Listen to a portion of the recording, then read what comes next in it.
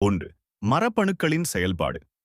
பல்வேறு வகையான தூண்டுதல்கள் நமது உடலில் உள்ள மரபணுக்களை செயல்படுத்தவோ அப் ரெகுலேட் அல்லது அவற்றின் செயல்பாட்டை குறைக்கவோ டவுன் ரெகுலேட் செய்கின்றன.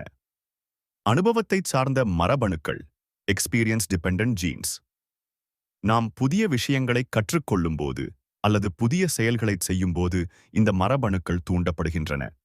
சேதமடைந்த செல்களை மாற்றுவதற்குத் தேவையான புதிய செல்களை உருவாக்க ஸ்டெம் செல்களுக்கு இவையே அறிவுறுத்துகின்றன. நடத்தை நிலையைச் சார்ந்த மரபணுக்கள் பிஹேவியரல் ஸ்டேட் டிபெண்டன்ட் ஜீன்ஸ். அதிக மன அழுத்தம், கிளர்ச்சி அல்லது கனவு காணுதல் போன்ற மாற்று மனநிலைகளில் இருக்கும்போது இந்த மரபணுக்கள் செயல்படுகின்றன. 2. மனம் உடல் தொடர்பு. இந்த மரபணுக்கள் நமது எண்ணங்களுக்கும் உடலுக்கும் இடையே ஒரு பாலமாகச் செயல்படுகின்றன. தியானம், பிரார்த்தனை அல்லது சமூக சடங்குகள் போன்ற நடத்தைகள் மூலம் நமது உடல் ஆரோக்கியத்தில் நாம் தாக்கத்தை ஏற்படுத்த முடியும். இந்த வழியில் மரபணுக்களில் ஏற்படும் மாற்றங்கள் நிமிடங்களுக்குள் நிகழக்கூடும், மேலும் அவை அடுத்த தலைமுறைக்கும் கடத்தப்படலாம். முருடி.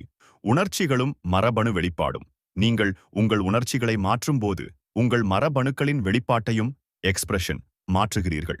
அதாவது சில மரபணுக்களை இயக்கி மற்றவற்றை அணைக்கிறீர்கள்.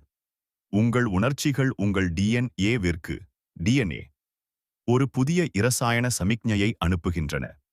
இது உங்கள் உடலின் அமைப்பையும் செயல்பாட்டையும் மாற்றக்கூடிய புதிய புரதங்களை உருவாக்க மரபணுக்களுக்கு அறிவுறுத்துகிறது. உதாரணமாக, உங்கள் நோயெதிர்ப்பு அமைப்பு நீண்ட காலமாக மன அழுத்தத்தின் உணர்ச்சிகளுக்கு ஆட்பட்டிருந்தால் உடலில் வீக்கம் மற்றும் நோய்க்கான மரபணுக்கள் செயல்படுத்தப்பட்டிருக்கும். ஆனால் நீங்கள் மனதை மாற்றுவதன் மூலம் வளர்ச்சி மற்றும் பழுதுபார்க்கும் புதிய மரபணுக்களை இயக்கி நோய்க்கான பழைய மரபணுக்களை அணைக்க முடியும். இவ்வாறு உங்கள் உடலை வளர்ச்சி, பழுது மற்றும் குணப்படுத்துதலுக்காக நீங்கள் தயார்படுத்தலாம்.